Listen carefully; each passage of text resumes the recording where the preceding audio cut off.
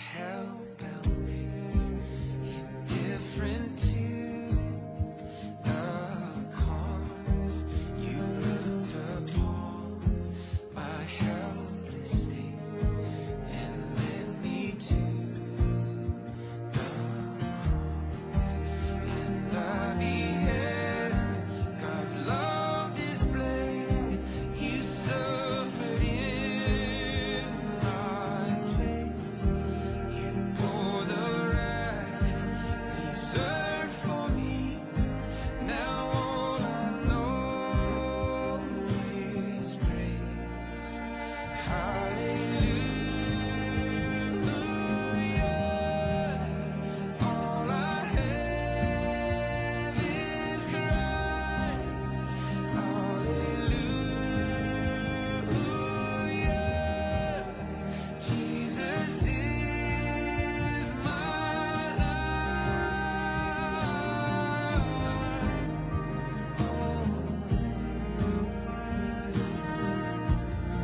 He is my life.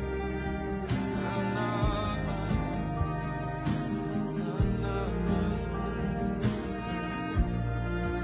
Now, Lord, I would be yours alone and live so all might see the strength to follow your commands could never come from me. Oh, Father, use my ransom life in any way you choose, and let my song forever be my only boast is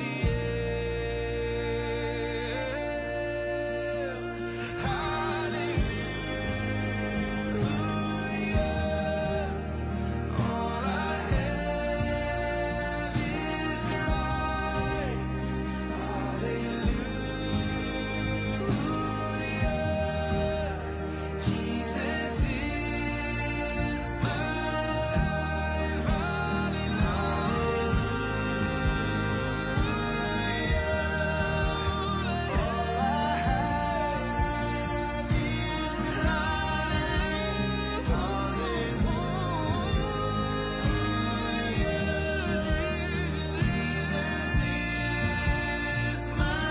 life.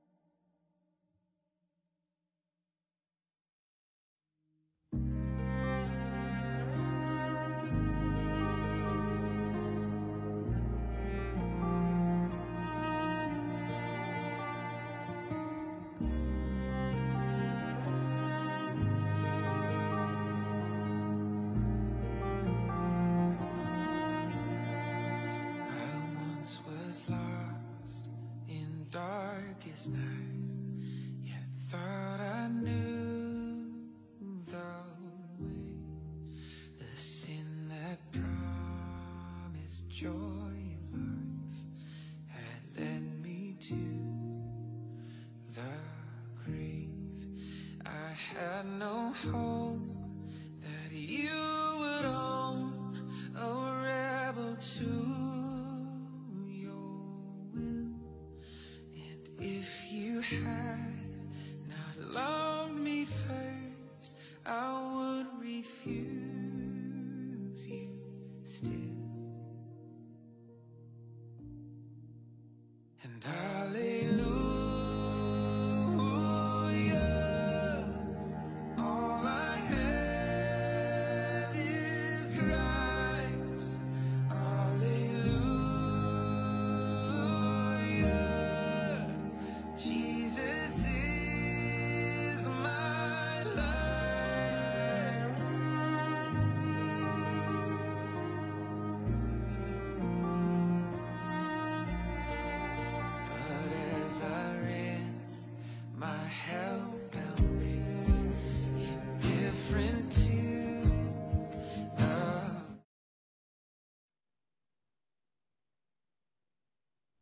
Hello, praise. Okay, so once again, good afternoon po at welcome po sa ating daily Bible study dito po sa His Community Church. So kahapon sabi ko po wala mo ng Bible study kaya lang hindi pala open yung mga agencies na pupuntahan dapat namin. So ayun, praise God kasi nakapag-meet po ulit po tayo para pag-aralan ng kanyang salita. So natapos na po natin yung story patungkol po doon sa John chapter 4. Okay? And bago tayo dumiretso sa John chapter 5, meron po tayong mga titingnan na mga nangyari. At for this Bible study, magja-jump po tayo sa iba't ibang sa Matthew, Mark, tsaka Luke, no? Sa three synoptic gospels. So basahin natin. Sige, paki-open po yung mga Bible ninyo.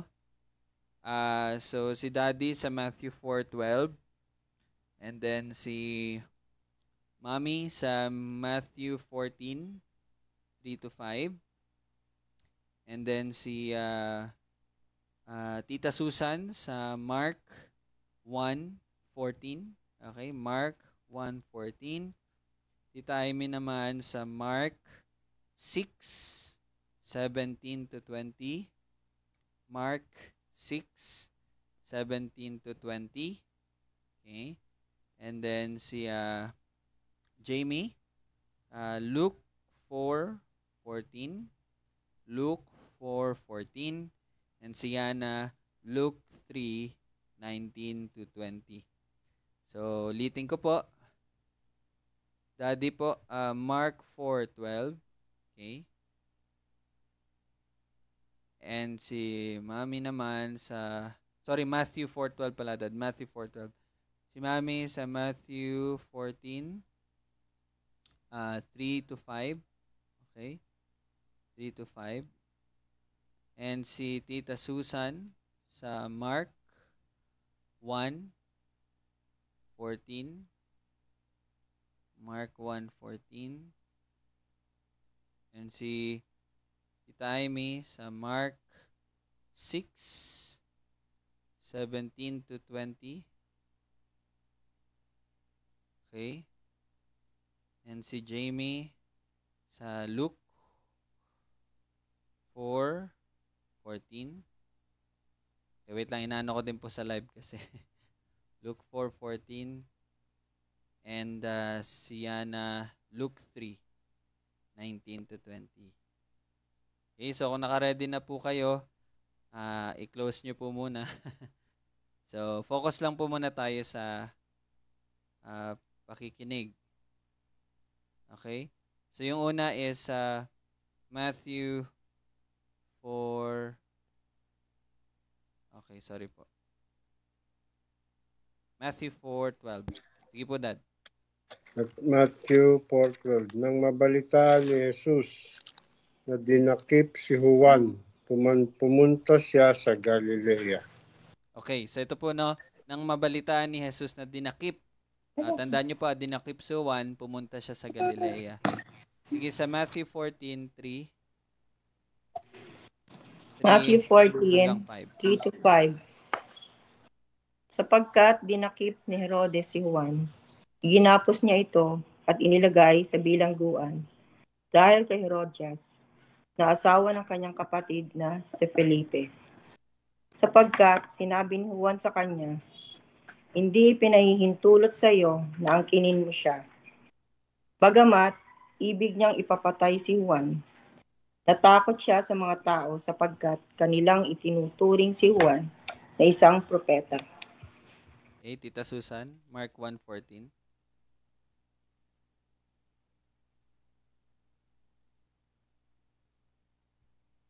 Naka-mute po kayo, Tita. Mark 1:14.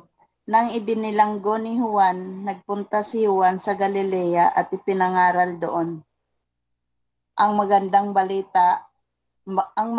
balitang mula sa Diyos. Tita Amy po, Mark 6:17-20. Mark 6:17 to 20. Sapagkat si Herodes mismo ang nagsugo sa mga kawal na dumakip kay Juan at nagpagapos sa kanya sa bilangguan dahil kay Herodias, na asawa ni Felipe na kanyang kapatid, sapagkat pinakasalan siya ni Herodes. Sapagkat sinasabi ni Juan kay Herodes, hindi ipinahintulot sa iyo na angkinin mo ang asawa ng iyong kapatid. Kaya't si Herodias ay nagtanim ng galit sa kanya at hinangad siyang patayin, ngunit hindi niya magawa. Sapagkat natatakot si Herodes kay Juan, nalalaman niyang si Juan ay isang lalaking matuwid at banal at siya'y ipinagtanggol niya ng kanyang mapakinggan siya, labis siyang napagabag, gayon may masaya siyang nakinig sa kanya. Okay. Luke 4:14. Luke 4:14. Bumalik si Jesus sa Galilea na nasa kapangyarihan ng Espiritu at kumalat ang balita tungkol sa kanya sa palibot ng buong lupain. Luke 3, verses 19 to 20. Subalit si Herodes na trerarka na sinumbatan niya dahil kay Herodias na asawa ng kanyang kapatid at dahil sa lahat ng masasamang bagay na ginawa ni Herodes, ay nagdagdag pa sa lahat ng mga ito sa pamamagitan ng pagpapakulong kay Juan sa bilangguan. Okay? So, yan po yung mga ating pag-uusapan sa hapon na to. Tayo po yung manalangin muna. Panginoon, maraming salamat dahil ikaw ang nagawa ng lahat. Ikaw, Panginoon, ang nagtatag at nagtakda ng lahat. Even, Lord, sa tagpong ito, salamat dahil muli ay makita namin ang iyong kadakilaan sa pagsasakatuparan ng iyong mga itinakda ayon sa iyong panahon, ayon sa iyong kalooban. Salamat, Panginoon, na ito'y patuloy na magpalakas sa amin at maging comfort sa amin, Panginoon, na malaman na ikaw na tunay na Diyos ang may hawak ng lahat. Naway ang Espiritu Santo ang magpuspos sa amin upang maunawaan ang lahat ng ito. Salamat at lahat ng ito ay para sa ikapupuri ng iyong pangalan. Ito aming panalangin sa pangalan ni Jesus. Amen. Okay, so yun, no, paulit-ulit po nating nabasa kanina mula po sa tatlong synoptic gospels, yung Matthew, Mark, Luke. So may kita po natin doon yung sulat nila sa parehong tagpo. Even binigay po nila yung kadahilanan bakit po yun nangyari. So hindi naman po lingid sa ating kaalaman na ang patungkol sa yung story ay patungkol po sa pagkakabilanggo po ni Juan na tagapagbautismo, no? And so sige, para lang din po magkaroon tayo ng discussion, ano nga po yung dahilan bakit po si Juan na tagapagbautismo ay dinakip po? So ayon po sa ating binasa, no? Sige, ano lang naman to? Ano yung nabasa? Ano yung dahilan po?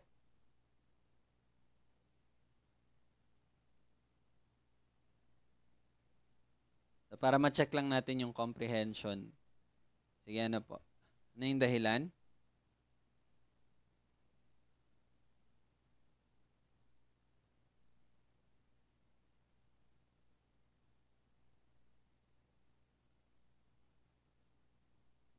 Sige po, anyone? Madali lang po yun.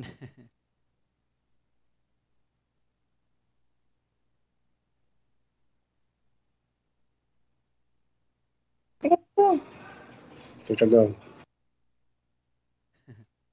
Sige. Dahil?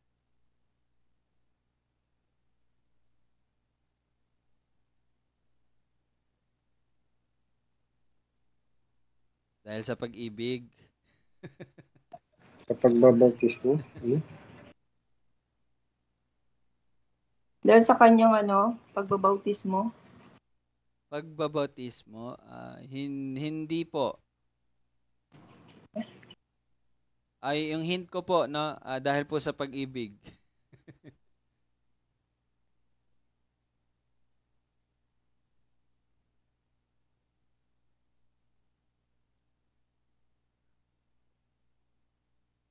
Nandun naman po sa binasa Ano po natin. yung Bakit po ano po yung nakulong? Bakit po nabilanggo si Juan tagapagbautismo?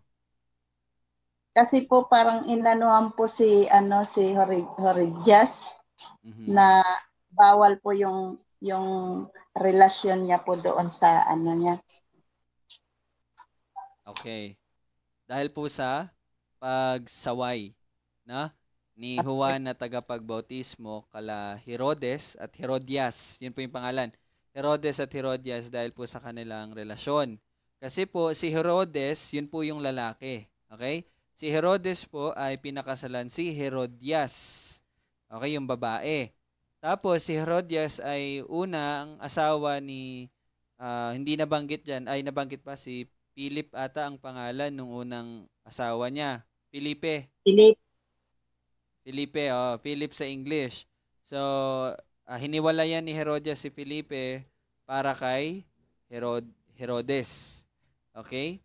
So, malinaw po sa kasulatan actually na hindi po yun nararapat yun. Hindi ko lang na-note yung verse pero sa Leviticus chapter 10, kalimutan ko basta sa Leviticus, sabi doon na yung pagkakasabi doon, yung huwag mong, okay, i-search na lang po natin, no?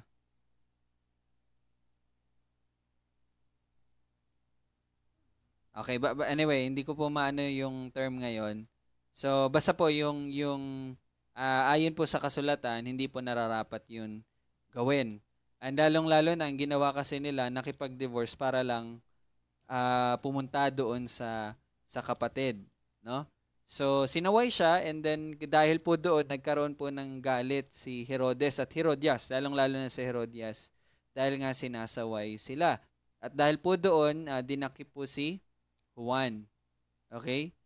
Dinakip si Juan, and then hindi pa ata dito nababasa yung story na pinugutan ng ulo si Juan. Nabasa na ba 'yon? Wala pa, no? Wala pa po. Okay, so ibig sabihin, nakulong pa lang po si Juan tagapagbautismo. So dahil nga po sa pagsaway. So, sige po. So sa ganitong sitwasyon, ano po yung matututunan natin? No, ano yung parang magiging reflection nito para sa mga mananampalataya? Ano po yung pinakaklaro na pinapakita nun?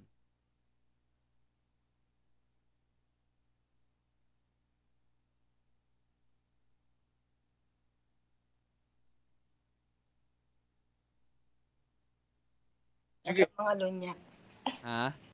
Huwag kang mga lunya. Okay. Huwag mo kinilang hindi yun. Huwag mo akin ng hindi yun.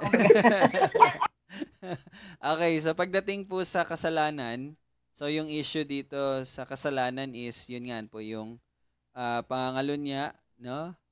Hindi po yun nararapat. So alam naman po natin na sinasabi po sa salita ng Diyos na kahit tumingin ka lang na may pagnanasa sa lalaki o sa babae, tayo ay nangalunya na sa ating puso at isipan. Pero anyway, yung practical dito na kasalanan na pangalunya is yun. Pakikipag-divorce para lang makasama yung lalong-lalo na yung kapatid. So hindi lang po actually pangalunya, but yung incest na tinatawag, no, yung sa within the family. Actually si Herodias po ay halos, kung masasabi natin, kapatid lang din po nila. Okay, kasi si Herodias po, ang nanay niya, nalilito din ako kasi, pero basta ganito po yun. Ang nanay niya is anak ng tatay nila Herodes. Okay, naano niya po yan? So, ano lang sila, kumbaga relatives lang din po talaga sila. Okay, so ganun nangyari sa kanila. So, hindi lang pangalon niya, even yung incest, no, yung pakikipag sa sariling pamilya, parang ganun po. So, yeah, yun po yung kasalanan. So, yun, wag po natin yung gagayahin. Pangalawa is, ano yung pinapakita dito pagdating naman sa mga mananampalataya? Yung ginawa po ni Juan na tagapagbautismo, di ba, sinuway niya, no? Sinaway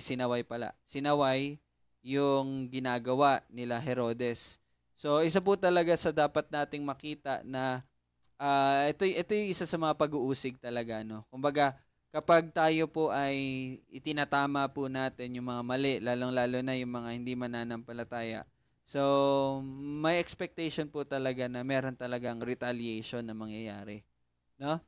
So, yun po yung mangyayari dyan. May retaliation po talaga. So, expect nyo po na magagalit at may magagalit talaga once na sinabi natin yung katotohanan. So, yun yung pangalawang pwede nating makita. Pero actually, that's not the whole point. Hindi po yan yung pinupunto talaga ng tagpo na ito. So, kayo po ba, natanong nyo po ba sa sarili nyo, ano yung kahalagahan nitong nangyari na to sa Ebanghelyo? Okay? So, lagi nyo pong titingnan, kapag nagbabasa po tayo ng Bible, lagi po nating titingnan na lahat po ng nangyari dyan is parte po ng pagsasakatuparan ng itinakda ng Panginoon nung una pa. Okay? So, yung redemptive plan, kumbaga, yung covenant of redemption na ginawa ng Panginoon bago pa man ginawa ang lahat. Okay? So, ito pong parte na to na nangyari is actually very important. Na meron po siyang kahalagahan. At yun po yung gusto ko pong makita ninyo. Hindi lang yung wag mga lunya, tas kapag tinama mo yung mga mali, meron talagang ganun. Yes, yun yung mga implications. Pero meron po talaga tong parte or pinupunto patungkol po sa connected talaga sa redemptive plan ng Panginoon. So ano po yun? Observe nyo po ba?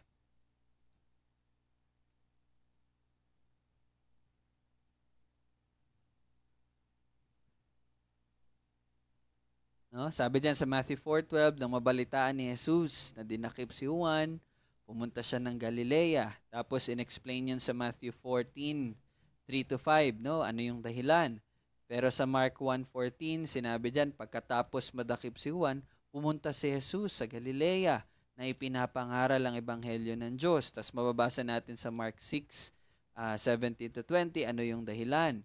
And then sa Luke 4:14, sinabi diyan, bumalik si Jesus sa Galilea na nasa kapangyarihan ng Espiritu at kumalat ang balita tungkol sa kanya sa palibot ng buong lupain. At sinabi sa Luke 3:19-20 yung dahilan.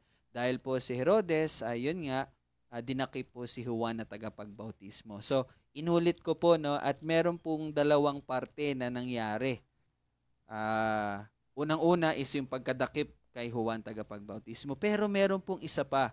Baka nakakaligtaan nyo yung isa pa. Yun po yung point actually. Na ano po yung isa pang nangyari? Kasi na-focus natin yung pagdakip kay Juan tagapagbautismo eh. Ha? Pero merong isa pang nangyari. Ano po yun? Binasa ko po kanina ulit ha. May kita nyo yan sa mga, okay, Matthew 4:12, sa Mark 1:14 at Luke 4:14. Makikita niyo po yun doon. Sa Matthew 4:12, Mark 1:14 at Luke 4:14.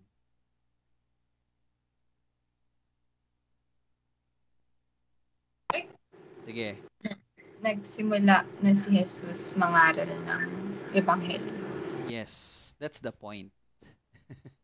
Yan po yung punto actually ng ating pag-aaral. Na yung nangyari po kay Juan tagapagbautismo is actually plano po yun ng Panginoon, pinahintulutan po yun ng Panginoon upang magsimula na ang Panginoong Hesus sa pangangaral ng ebanghelyo. Kaya nga 'di ba sa Matthew 4:12, nang mabalitaan ni Jesus na dinakip si Juan, pumunta siya sa Galilea. Yun lang po yung sabi diyan. Pero sa Mark 1:14, pagkatapos madakip si Juan, pumunta si Jesus sa Galilea at dito makita natin ano yung ginawa niya. Ipinangangaral ang ebanghelyo ng Diyos. And Luke 4:14, bumalik si Jesus sa Galilea na nasa kapangyarihan ng Espiritu at kumalat ang balita tungkol sa kanya sa palibot ng buong lupain. So, dito nyo po makita mga kapatid na yung nangyari po kay Juan tagapagbautismo is actually the official, yun yung trigger. Okay, yun po yung parang itinakda ng Panginoon bilang trigger na okay, magi-start na po ang ministry ng ating Panginoong Jesus. And tandaan niyo po, si Juan Tagapagbautismo, siya po ang huli, the last and the greatest of all prophets of the Old Testament. Okay? The last and the greatest. Okay? And, syempre, since siya ang last, kailangan magkaroon ng shift. Di ba? Kailangan magkaroon ng shift.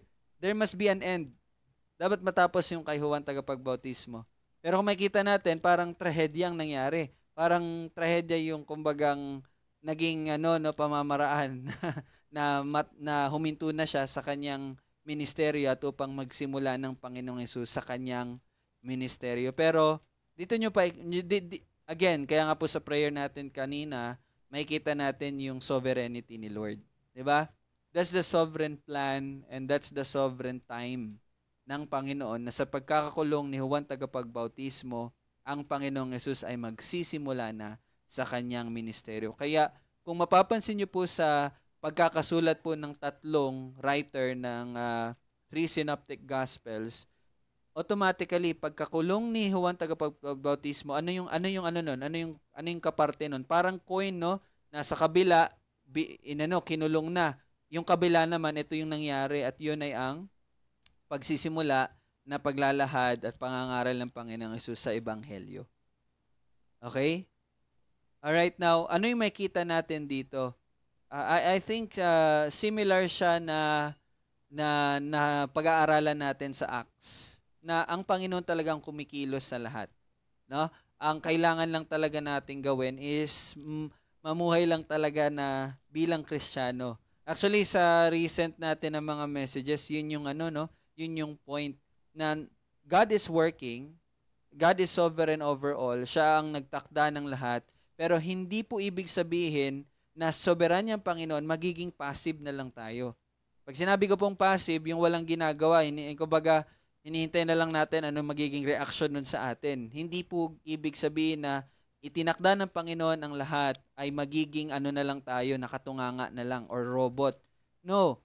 Actually, ang pagiging soberanya ng Panginoon, soberano ng Panginoon, ay nagbibigay sa atin upang tayo ay maging aktibo sa paggawa ng kanyang kalooban. Na sa paggawa natin ng kalooban niya, ay yun ang pamamaraan ng Panginoon upang isakatuparan yung kalooban niya. Naintindihan niyo po yun? And again, John the Baptist is just doing kung ano ang dapat niyang gawin. Itama yung mga maling ginagawa. Naintindihan niyo po yun? Diba, sa perspective, sa pananaw ni John the Baptist, siya ay ginagawa niya lang kung ano talagang tama. O Herodes, mali ang ginagawa niyo, hindi yan katanggap-tanggap.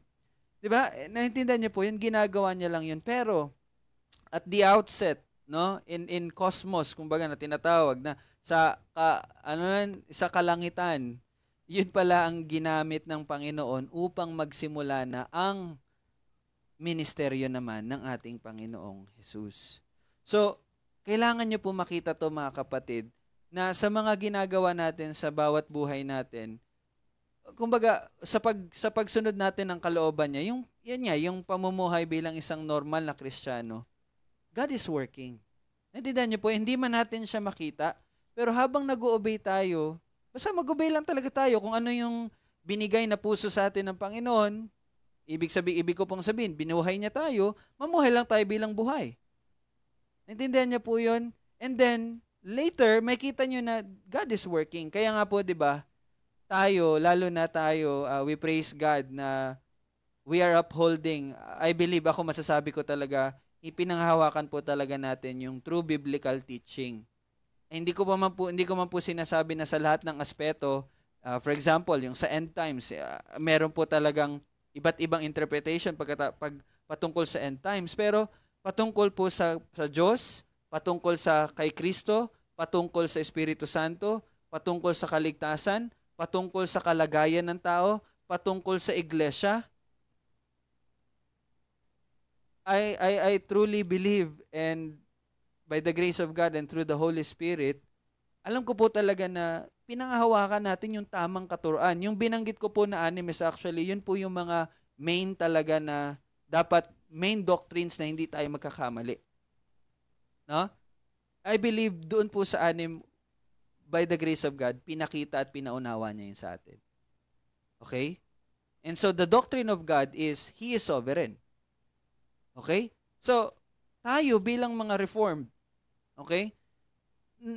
Dapat ganun na yung pananaw natin na sa bawat buhay natin, gagawin ko lang kung anong kalooban ng Panginoon, the Lord is working in His will. Naintindihan niyo po yun? May ginagawa siya. Okay, for example, ito, sabihin natin, we are praying for, yun, kay Stephanie. For example, we're praying for Stephanie na ano talaga siya, no? Na binuhay talaga siya ng Panginoon.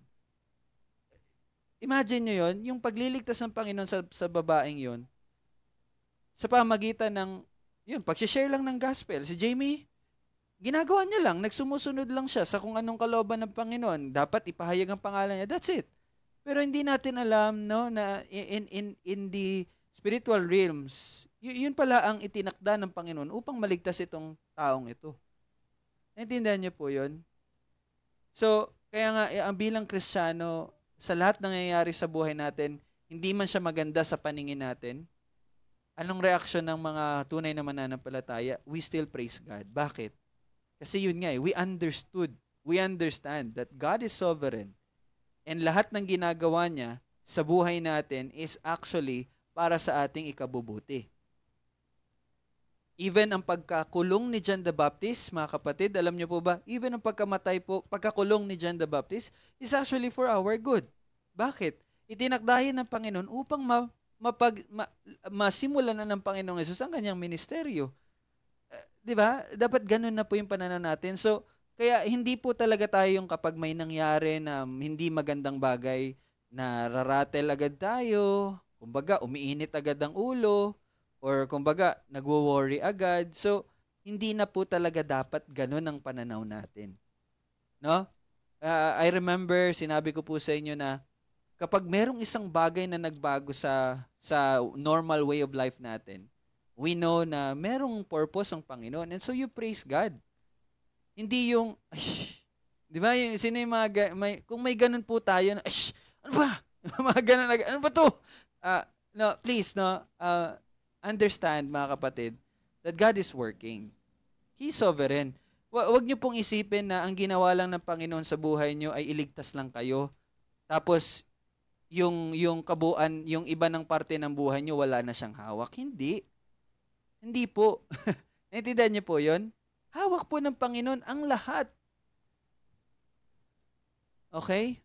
So, sana napalakas po kayo sa short na pag-aaral natin. Actually, tapos na to. Ito lang yung episode for this. Itong sa pagkakabilanggo ni John the Baptist. Yun lang po. Ito lang po yung episode na i-spend natin for that. Pero, I think ito'y magandang reminder po sa atin. No? Na sana makita nyo po na sa lahat ng nangyayari, you ought to praise God. No? Madisgrasya ka man, magkasakit ka man, may mangyari mang hindi maganda sa iyo or sa pamilya mo or sa trabaho mo, sa pag-aaral mo, you ought to praise God. Why? Kasi nangyari yan, that's under the decree and the sovereignty of God. No? So even po sa pagkakasala natin, hindi ko naman po sinasabi na ang Panginoon ang author ng kasalanan natin. Hindi. Kapag lahat ng ginagawa natin, nagmumula talaga yun sa atin. Pero ganun talaga kalawak at kadakila ang sovereignty, ang sovereignty ni Lord, no? Na pinahintulutan niya yung mangyari. It's either to teach you in the future or to discipline or hindi ko alam, pero meron siyang ginagawa sa lahat ng nangyayari. Okay? Meron siyang ginagawa. Hawak niya yan lahat. Hawak niya yan lahat. Kontrolado niya po yun lahat. Okay? So, yun lang po. Hindi ko na po na-discuss sa inyo yung actually meron pong mahirap na parte actually dito, no.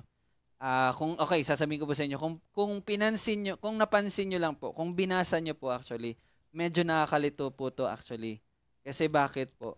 Kung babasahin niyo po yung Matthew, di ba? Matthew 4:12. Tingnan niyo po yung verse 17. Ay, hindi.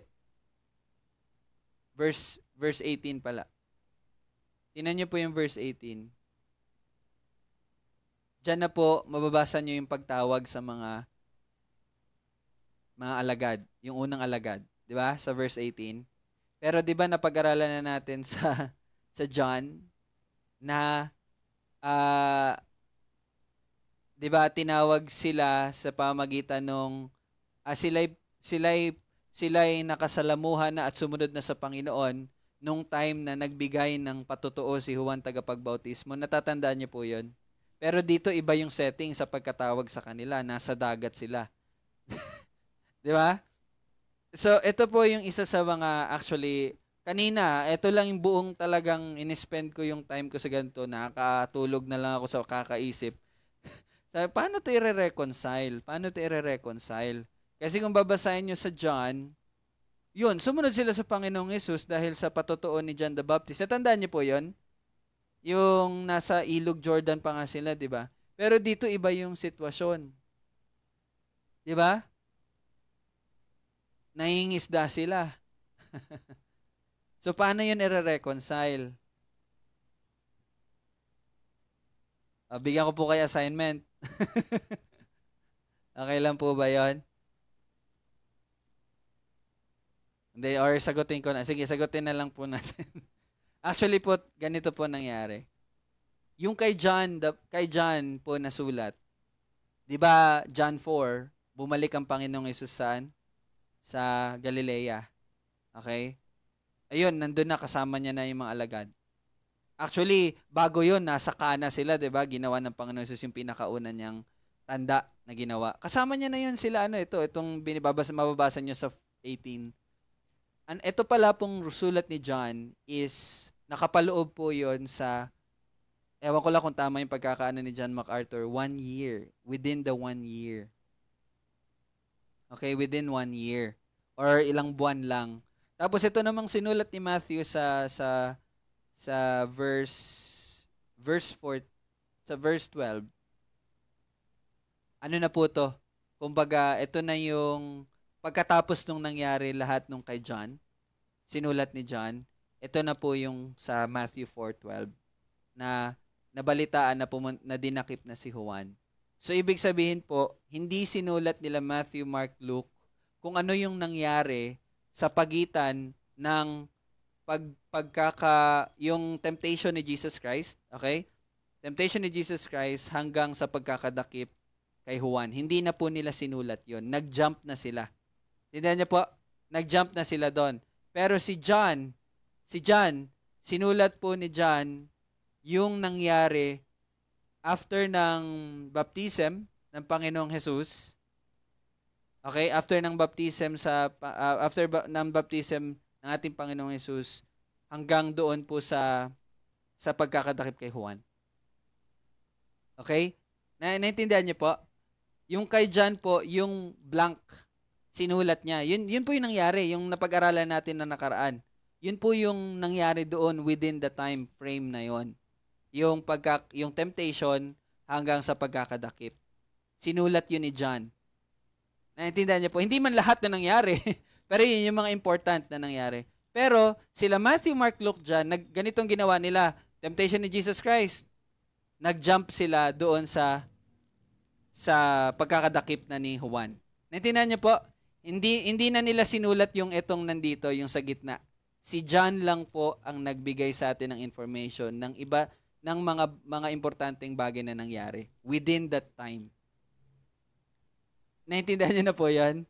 Kasi pag nagbabasa po kayo, wag niyo pong isipin na ikasunod agad na araw ito nangyari. Hindi, mayroon po yung buwan na nakalipas, hindi lang sinasabi. Okay? Baka kasi ganun yung pag-iisip nyo pag binabasa nyo. Hindi po yan literal na yung chapter 1, day 1, chapter 2, day 2. Hindi po. Isipin nyo po, yung sulat po nila Matthew, Mark, Luke, John, in the span of 3 years po yun. Okay? Pero hindi lahat na nangyari sa 3 years na yun ay sinabi. Okay? Naintindihan nyo po? So, yun po yung mystery doon. Yun po yung difficulty doon. So, I hope na makakatulong siya sa inyo soon sa inyo pong pag-aaral. Okay? Alright, so we praise God. Natapos po natin yung another session. So, next week, panibagong storyline na po ang ating pag-aaralan. So, meron na po palang, ito na palang ginagawa natin, nalaman ko na po, Harmony of the Gospels. Ito palang ginagawa natin, the Harmony of the Gospels. Okay, yung Matthew, Mark, Luke, John, yun yung tinitingnan natin. So, kung gusto nyo pong mag-advance reading patungkol sa Harmony ng Gospels, meron po akong PDF, meron akong copy, nakaayos na siya, naka-set up na lahat ng verse, hindi mo na hanapin, Tita Susan, Mark sa'yo, Tita Amy, sa Matthew ka, hindi na ganun, nakalatag na po lahat. So, isesend ko po yun sa GC. So, tingnan nyo po, para sa pag-aaral nyo, hindi na ako magsasabi anong sunod, yun na po yung susundan natin. Okay po? Harmony of the Gospels. Okay, we praise God for this. So bukas po, 7 p.m., gather po tayo para sa pananalangin. Okay, NPHP. Sige, let's close this in prayer. Let's pray. Glory to you, O God. Ikaw po na nagtakda at gumagawa ng lahat. Ayon po sa iyong kabutihan ng iyong loob at sa perpektong pasya mo, Panginoon. At lahat ng ito ay para sa ikapupuri ng iyong pangalan. Makita ang iyong kaluwalhatian. Salamat, Panginoon, na indeed pinakita mo ulit sa amin na ikaw ang kumikilos sa lahat. And kami ay magtitiwala lamang kasama ang pamumuhay na sumusunod po ayon sa iyong kalooban, namumuhay bilang kung sino na kami dahil sa iyong ginawa. At kami po ay mga anak mo na, kami ay mga binuhay mo na, kami ay mga bagong nilalang na. At Lord, salamat sa paalala sa amin na yun lang ang dapat namin gawin, na patuloy na baguhin ang aming mga isipan sa pamagitan ng iyong salita at mamuhay ayon po dito. Salamat, O Diyos, sa biyaya mo. Salamat, Panginoon, sa pag-ibig mo. Purihin ka sa lahat. Ito aming panalangin sa pangalan ni Jesus. Amen. Okay, thank you po. See you bukas. Bye-bye. God bless sa lahat. Thank you.